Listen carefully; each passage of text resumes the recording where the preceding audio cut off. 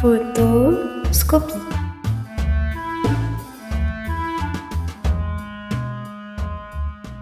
Aujourd'hui, vous allez découvrir une célèbre photographie en compagnie de... Gaël, Reda, Inès, Anouar. Ils sont les yeux, vous êtes les oreilles. Devant cette œuvre, nous commençons par une courte description. C'est une photographie en noir et blanc.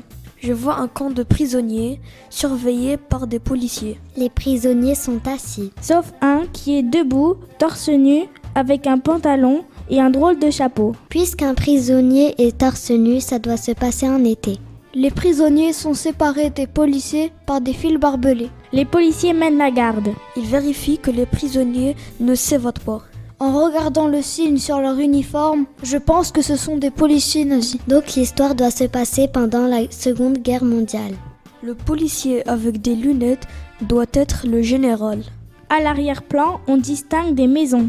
L'artiste allemand est le photographe personnel d'Adolf Hitler. Ce jour-là, il suit Heinrich Himmler, le chef de la SS et de la police allemande, qui inspecte un camp de prisonniers de guerre en Pologne. J'avais vu juste, ça se passe bien pendant la Seconde Guerre mondiale. Hitler, c'est le chef des Allemands pendant la Seconde Guerre mondiale. Hitler a voulu conquérir l'Europe. En exterminant toutes les personnes qui n'étaient pas des Allemands, surtout les Juifs. Les prisonniers peuvent être des Français, Des Anglais Des Polonais, ou même des Russes. Mais pourquoi ce prisonnier torse nu tient-il tête à Himmler ? l'homme torse nu doit être énervé d'être emprisonné.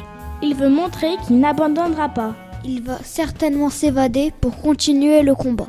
Le prisonnier doit dire à Himmler que ses compatriotes continueront le combat et qu'ils gagneront. Ils seront alors délivrés grâce à la victoire. Il pourra alors se venger d'Himmler. Cette photographie de Heinrich Hoffmann date de 1941.